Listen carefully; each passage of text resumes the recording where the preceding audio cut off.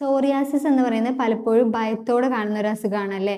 എല്ലാവർക്കും സോറിയാസിസ് വന്നു കഴിഞ്ഞാൽ പിന്നെ പേടിയാണ്. സോറിയാസിസ് ഉള്ള ഒരാളെ കണ്ടാൽ പോലും പേടിയാണ്. അതിനി നമുക്ക് വരുമോ, അല്ലെങ്കിൽ ഇത് ഒരാളിൽ നിന്ന് മറ്റൊരാളിലേക്ക് പകരുമോ, ചെറിയൊരു ലക്ഷണം കണ്ടാൽ പോലും ഇത് ശരീരം മൊത്തം വരും, ഒരിക്കലും ഇതിനൊരു പരിഹാരം ഇല്ല, എത്ര മെഡിസിൻ കഴിച്ചാലും ഈ സോറിയാസിസ് മാറാൻ പോകുന്നില്ല എന്നൊക്കെയുള്ള ചിന്തകളാണ് പലപ്പോഴും നമുക്കുള്ളത്. യഥാർത്ഥത്തിൽ എന്താണ് സോറിയാസിസ്? ഈ സോറിയാസിസും മറ്റുള്ള സ്കിൻ കണ്ടീഷൻസ്, അതായത് എക്സിമ, എക്ടോപിക് ഡെർമറ്റൈറ്റിസ് പോലുള്ള കണ്ടീഷൻസും തമ്മിൽ നമുക്ക് എങ്ങനെ തിരിച്ചറിയാൻ പറ്റും? എന്തൊക്കെയാണ് ഇതിന്റെ കാരണങ്ങൾ? ഇതിന് എന്തെങ്കിലും പ്രതിവിധികൾ ഉണ്ടോ? നമ്മൾ നല്ലൊരു രീതിയിൽ ശ്രദ്ധിച്ചു കഴിഞ്ഞാൽ ഒരു പരിധി വരെ നമുക്ക് ഈ സോറിയാസിസിനെ തടഞ്ഞു നിർത്താൻ പറ്റും. അപ്പോൾ അത് എന്തൊക്കെയാണ് കാര്യങ്ങൾ എന്നുള്ളത് ഞാൻ ഈ വീഡിയോയിലൂടെ ഷെയർ ചെയ്യാം. ഞാൻ doctor Fathima Sahala, Unani consultant, Misriya health care, Pookkottur. യഥാർത്ഥത്തിൽ സോറിയാസിസ് എന്ന് പറയുന്ന ഒരു ഓട്ടോ ഇമ്മ്യൂൺ ഡിസീസാണ്. അതായത് നമ്മുടെ ശരീരത്തിലുള്ള പ്രതിരോധ ശേഷി അല്ലെങ്കിൽ പ്രതിരോധ കോശങ്ങൾ നമ്മുടെ കോശങ്ങൾക്കെതിരെ തിരിയുന്ന ഒരു കണ്ടീഷൻ. ഇതിനെയാണ് നമ്മൾ ഓട്ടോ ഇമ്മ്യൂൺ ഡിസീസ് എന്ന് പറയുന്നത്. അത്തരത്തിലുള്ള ഒരു കണ്ടീഷനാണ്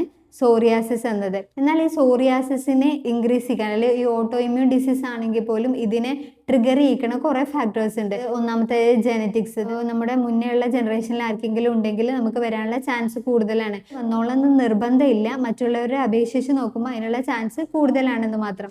അതുപോലെ തന്നെ കെമിക്കൽ എക്സ്പോഷർ, അതായത് കണ്ടിന്യൂസ് ആയിട്ട് നമ്മുടെ സ്കിന്നുമായിട്ട് ഏതെങ്കിലും തരത്തിലുള്ള കെമിക്കൽ കോണ്ടാക്റ്റിൽ വരുന്ന സമയത്ത് ഇത്തരത്തിൽ സോറിയാസിസ് കാണപ്പെടാറുണ്ട്. പിന്നെയുള്ള മെയിൻ ആയിട്ടുള്ളൊരു കാരണമാണ് നമ്മുടെ ദഹന വ്യവസ്ഥയെ ബന്ധപ്പെട്ട്, അതായത് ദഹനം ശരിയായിട്ട് നടക്കാതിരിക്കുക, അല്ലെങ്കിൽ ഗ്യാസിൻ്റെ ബുദ്ധിമുട്ടുള്ള, അസിഡിറ്റി ഉള്ള ആളുകളിൽ ദഹനം പ്രോപ്പറായിട്ട് നടക്കാതിരിക്കുന്ന സമയത്തൊക്കെ സോറിയാസിസ് വരാനുള്ള കാരണമാണ്. അതായത് നേരത്തെ സോറിയാസിസ് ഉള്ള ആളാണെന്നുണ്ടെങ്കിൽ അത് വീണ്ടും പുറത്തേക്ക് വരാനും അല്ലെങ്കിൽ പുതിയതായിട്ട് വരാനൊക്കെ ചാൻസ് കൂടുതലാണ്. ഇതിൻ്റെ ഒരു പ്രധാന കാരണം എന്ന് പറയുന്നത് നമ്മുടെ ശരീരത്തിലുള്ള അല്ലെങ്കിൽ നമ്മുടെ കുടലിലുള്ള നല്ല ബാക്ടീരിയയും അല്ലെങ്കിൽ ചീത്ത ബാക്ടീരിയയും തമ്മിലുള്ള ഒരു സന്തുലിതാവസ്ഥ, അതായത് അതിൽ ഇംബാലൻസ് വരുന്ന സമയത്താണ് ഇത്തരം ബുദ്ധിമുട്ടുകൾ ഉണ്ടാവുന്നത്. നല്ല ബാക്ടീരിയ കുറവാവുകയും ചീത്ത ബാക്ടീരിയ കൂടുതലാവുകയും ചെയ്യുന്ന കണ്ടീഷനിൽ സ്കിൻ കണ്ടീഷൻസ് കാണപ്പെടാറുണ്ട്. അത് നമ്മളെപ്പോഴും ശ്രദ്ധിക്കണം. പിന്നുള്ളതാണ് മെന്റൽ ഹെൽത്ത്, അതായത് മാനസികാരോഗ്യത്തിൽ എന്തെങ്കിലും പ്രശ്നം വരിക, അല്ലെങ്കിൽ അമിതമായ ഉത്കണ്ഠ, ആശങ്ക, ടെൻഷൻ, സ്ട്രെസ്, ഇത്തരം കാര്യങ്ങൾ നമ്മുടെ സോറിയാസിസിനെ ട്രിഗർ ചെയ്യും. ഈ സോറിയാസിസ് വന്ന ആൾക്കാർക്ക് പലപ്പോഴും ഭയങ്കര ടെൻഷൻ ആയിരിക്കും അല്ലേ. ഇതിനി മാറൂലേ, അല്ലെങ്കിൽ ഇത് എനിക്ക് പുറത്തിറങ്ങാൻ പറ്റൂലേ, സമൂഹത്തിൽ ഇറങ്ങുമ്പോഴുള്ള ബുദ്ധിമുട്ടുകൾ, ഇത്തരം കാര്യങ്ങളൊക്കെ ഈ സോറിയാസിസിനെ ട്രിഗർ ചെയ്യും. ഇതൊക്കെ ഒന്ന് മാനേജ് ചെയ്യുക, കൺട്രോൾ ചെയ്യുക എന്നുള്ളതാണ് നമുക്ക് അതിനെ പ്രതിവിധിയായിട്ട് ചെയ്യാനുള്ള ഒന്നാമത്തെ കാര്യം. പിന്നെ നമുക്ക് ഈ സോറിയാസിസ് എങ്ങനെ തിരിച്ചറിയാൻ പറ്റും? സോറിയാസിസും എക്സിമയും ഒക്കെ വന്നാൽ ഇത് രണ്ടും ഡിഫറൻഷിയേറ്റ് ചെയ്യാൻ പലപ്പോഴും ബുദ്ധിമുട്ടാറുണ്ട് അല്ലെ. എങ്ങനെയാണ് സോറിയാസിസ് തിരിച്ചറിയുക, ഇതിന്റെ ലക്ഷണം എങ്ങനെയായിരിക്കും എന്നുള്ള പറയാം. ആദ്യം ചുവപ്പ് കളറിൽ വന്നിട്ട് പിന്നെ നമ്മുടെ സ്കിന്ന് കട്ടിയായിട്ട് വരും, ഭയങ്കര ഹാർഡായിട്ട് കട്ടിയായിട്ട് വരും. പിന്നെ അതിങ്ങനെ സ്കെയിൽസ് പോലെയൊക്കെ പൊടിഞ്ഞു പോരുന്ന ഒരു കണ്ടീഷൻ വരും. അതിങ്ങനെ പൊടിഞ്ഞു പോരുന്നതനുസരിച്ച് നമുക്ക് അവിടെ ബ്ലീഡിങ് സ്പോട്സ് കാണാൻ പറ്റും. പലപ്പോഴും പലരിലും ചൊറിച്ചിലും അതേപോലെ നീരൊലിക്കണ കണ്ടീഷനൊക്കെ ഉണ്ടാവുക, പഴുപ്പ് ഇങ്ങനെ നിറഞ്ഞിട്ടൊക്കെ കാണാറുണ്ട്. ഇങ്ങനെയാണ് സോറിയാസിസ് കാണാനുണ്ടാവുക. ഈ സോറിയാസിസ് ഉള്ള പേഷ്യൻസിൽ നെയിൽസ് കുറച്ച് കട്ടിയായിട്ട് പൊട്ടിപ്പോകുന്ന അവസ്ഥ, അതേപോലെ തന്നെ പിറ്റിംഗ് നെയിൽസിൻ്റെ ഉള്ളിൽ ഇങ്ങനെ കുത്തുകുത്തായിട്ടൊക്കെ കാണപ്പെടാറുണ്ട്. ഇതൊക്കെ സോറിയാസിസിൻ്റെ കണ്ടീഷൻസ് ആണ്. ഈ സോറിയാസിസ് വന്നു കഴിഞ്ഞാൽ അതിൻ്റെ ഒരു കോംപ്ലിക്കേഷൻ ആണ് സോറിയാറ്റിക് ആർത്രൈറ്റിസ് എന്ന് പറയുന്നത്. അതായത് നമ്മുടെ സന്ധികളിലുള്ള വേദന, ബാക്ക് പെയിന്, കൈമുട്ടിന്, കാൽമുട്ടിനൊക്കെ വേദനയും വരാറുണ്ട്. ഇത്തരത്തിൽ വേദന ഉള്ള ആളുകളാണെങ്കിൽ അല്ലെങ്കിൽ ഏതെങ്കിലും തരത്തിലുള്ള ഇൻഫ്ലമേഷൻ ഉള്ള ആളുകളാണെന്നുണ്ടെങ്കിൽ ഈ സോറിയാസിസ് ട്രിഗർ ചെയ്യാനുള്ള ഒരു ഫാക്ടറും കൂടിയാണ്. അത് മാത്രമല്ല പുകവലി, മദ്യപാനം, ഉറക്കക്കുറവ്, ഞാൻ നേരത്തെ പറഞ്ഞ ടെൻഷൻ, ഇതൊക്കെ നമ്മുടെ സോറിയാസിസിനെ ട്രിഗർ ചെയ്യിക്കും. അതായത് സോറിയാസിസ് ഉള്ള പേഷ്യൻസ് ആണെങ്കിൽ അതിനെ വീണ്ടും വരാൻ, ഇൻ കേസ് ഒരു വട്ടം മെഡിസിനൊക്കെ കഴിച്ച് നമ്മൾ ബാലൻസ് ചെയ്തപ്പോൾ മാറിപ്പോയത് വീണ്ടും തിരിച്ചു വരാനുള്ള ചാൻസ് ഉണ്ട്.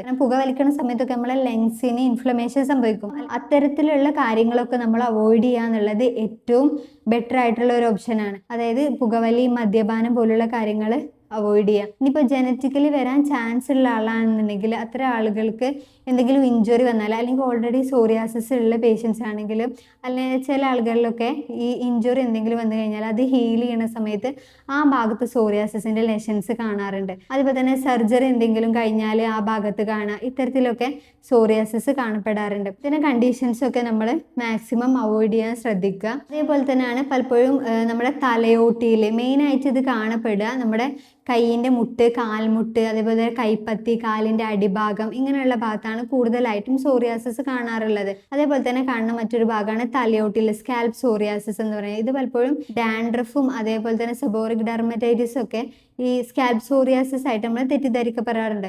ഈ സോറിയാസിസിന്റെ ലെഷൻസ് ചെവിയുടെ ഭാഗത്ത് അതേപോലെ തന്നെ കഴുത്തിലൊക്കെ ഈ സ്കാൽപ്പിൽ നിന്ന് ഇറങ്ങിയിട്ട് ആ ഭാഗത്തൊക്കെ കാണും. ഒരു ചുവന്ന കളറിൽ സ്കെയിൽസ് ഒക്കെ ഉണ്ടായിട്ട് കാണും. ഇതിന് നമ്മൾ സ്കാൽപ് സോറിയാസിസ് എന്നാണ് പറയുന്നത്. കൂടുതലായിട്ടും തണുപ്പ് കാലത്താണ് ഈ സോറിയാസിസ് കാണപ്പെടാറ്. തണുപ്പ് കാലത്ത് മഴയുള്ള കാലത്തൊക്കെയാണ് കൂടുതലായിട്ടും സോറിയാസിസ് കൂടാറുള്ളത്. അല്ലെങ്കിൽ ഉള്ള ആളുകളിൽ ഈ സമയത്ത് അഗ്രവേറ്റ് ചെയ്യാൻ ചാൻസ് കൂടുതലാണ്. ചില ആളുകളിൽ മാത്രം ഈ സൺലൈറ്റ് നേരിട്ട് അടിച്ചു കഴിഞ്ഞാൽ അല്ലെങ്കിൽ സൺലൈറ്റ് നേരിട്ട് സ്കിന്നുമായിട്ട് കോണ്ടാക്ട് ചെയ്യുന്ന ഭാഗത്ത് ഇത്തരത്തിലെ ലെഷൻസ് കാണാറുണ്ട്. ഇതൊക്കെയാണ് സോറിയാസിസിന്റെ കാരണങ്ങൾ അതേപോലെ തന്നെ ലക്ഷണങ്ങൾ എന്ന് പറയുന്നത്. ഇനി സോറിയാസിസ് മാറ്റാൻ പറ്റുമോ അല്ലെങ്കിൽ എങ്ങനെ ഇതിനെ പ്രതിരോധിക്കുക എന്നുള്ളത് നോക്കാം.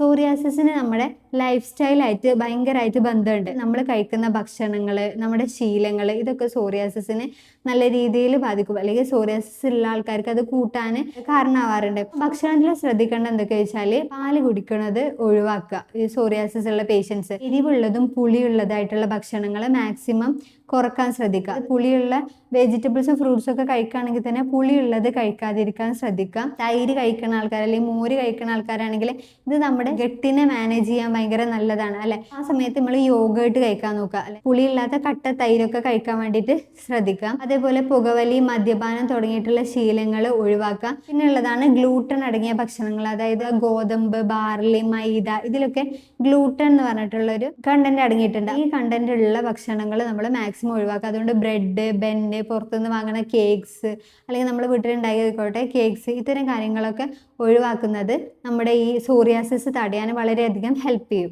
ഷുഗർ കൂടുതലുള്ള, പഞ്ചസാര കൂടുതലുള്ളത്, അതിപ്പം ശർക്കര ആയിക്കോട്ടെ അല്ലെങ്കിൽ തേനായിക്കോട്ടെ, അങ്ങനെ മധുരം കൂടുതലുള്ള സാധനങ്ങൾ മാക്സിമം അവോയ്ഡ് ചെയ്യുക. സ്വീറ്റ്സ് കഴിക്കുന്നത്, ചോക്ലേറ്റ്സ്, പേസ്ട്രീസ്, ഐസ്ക്രീംസ്, ഇതൊക്കെ മാക്സിമം കുറക്കുക. ഇതൊക്കെ നമുക്ക് സോറിയാസിസിനെ ഒരു പരിധിവരെ തടഞ്ഞു നിർത്താൻ സഹായിക്കും. അതേപോലെ തന്നെ ഇൻസുലിൻ മെറ്റബോളിസം ഇതിന് എഫക്റ്റ് ചെയ്യലുണ്ട് സോറിയാസിസിന്. അപ്പം ഇൻസുലിൻ മെറ്റബോളിസം കറക്റ്റായിട്ട് കൊണ്ടുപോകാൻ ശ്രദ്ധിക്കുക. വേറെ ഡിസീസ് ആയിട്ടുള്ള ഷുഗർ, ഹൈപ്പർ ടെൻഷന്, അതേപോലെ തന്നെ DLP, ഇതൊന്നും വരാതിരിക്കാൻ ശ്രദ്ധിക്കുക. ഇതൊക്കെ നമ്മുടെ ഈ സോറിയാസിസ് പറഞ്ഞ കണ്ടീഷൻസിനെ അഗ്രവേറ്റ് ചെയ്യും. അത് മെയിനായിട്ട് ശ്രദ്ധിക്കേണ്ട ഒരു കാര്യമാണ്. പിന്നെ ചില ആൾക്കാരിൽ ചില ഫിഷുകൾ എന്ത് ചെയ്യാറുണ്ട്, ഈ സോറിയാസിസ് കൂട്ടാറുണ്ട്. അപ്പം അത്തരം ഫിഷ് ഒഴിവാക്കുക. ഇനിയിപ്പോൾ ഫിഷ് കഴിക്കാൻ പറ്റുന്നില്ല എന്നുണ്ടെങ്കിൽ omega-3 നമുക്ക് കിട്ടാൻ വേണ്ടിയിട്ട് നട്ട്സും സീഡ്സും ഒക്കെ ധാരാളമായിട്ട് കഴിക്കുക. നന്നായിട്ട് വെള്ളം കുടിക്കുക. ഭക്ഷണത്തിൽ ഫൈബർ കണ്ടന്റ് ഉള്ള ഫുഡ്സ് ധാരാളമായിട്ട് ഉൾപ്പെടുത്തുക. നമ്മുടെ ഗട്ടിനെ ഇമ്പ്രൂവ് ചെയ്യുക. അതായത് നല്ല ബാക്ടീരിയകൾക്ക് വേണ്ട പ്രോബയോട്ടിക്കും പ്രീബയോട്ടിക്കും ഒക്കെ നമ്മൾ കൊടുത്തിട്ട് നമ്മുടെ ദഹനത്തിനെ ഇമ്പ്രൂവ് ചെയ്താൽ തന്നെ ഒരുവിധം സോറിയാസിസ് ഒക്കെ നമുക്ക് തടഞ്ഞു നിർത്താൻ പറ്റും. ഇത്തരത്തിൽ ട്രീറ്റ്മെൻറ്റ് നടത്തുന്ന സമയത്ത് എന്താണ് ഇതിൻ്റെ റീസൺ, ശരിയായ റീസൺ എന്താണെന്ന് കണ്ടെത്തിയിട്ട് വേണം നമ്മളിതിനെ ട്രീറ്റ് ചെയ്യാൻ. അതേപോലെ തന്നെ നമ്മൾ ലൈഫ് സ്റ്റൈലും ശ്രദ്ധിച്ചു കഴിഞ്ഞാൽ ഈ സോറിയാസിസ് വരുന്നത് നമുക്ക് തടയാൻ പറ്റും. യുനാനി വൈദ്യശാസ്ത്രത്തിൽ നല്ല രീതിയിൽ തന്നെ നമുക്ക് സോറിയാസിസ് പോലുള്ള സ്കിൻ കണ്ടീഷൻസിനെ മാനേജ് ചെയ്ത് നിർത്താൻ പറ്റും. നമ്മുടെ ലിവറിനെയും അതേപോലെ തന്നെ നമ്മുടെ ഗട്ടിനെയൊക്കെ മാനേജ് ചെയ്തിട്ട് നമുക്ക് എല്ലാ സ്കിൻ കണ്ടീഷൻസിനും നല്ല രീതിയിൽ മെഡിസിൻസ് കഴിച്ചു കഴിഞ്ഞാൽ കറക്റ്റ് ഫോളോ അപ്പ് ഉണ്ടെങ്കിൽ നമുക്ക് മാറ്റിയെടുക്കാവുന്നതേ ഉള്ളൂ. കൂടുതൽ സംശയങ്ങൾക്കും കൺസൾട്ടേഷനും വേണ്ടിയിട്ട് താഴെ കാണുന്ന നമ്പർ നിങ്ങൾക്ക് കോൺടാക്ട് ചെയ്യാവുന്നതാണ്. താങ്ക്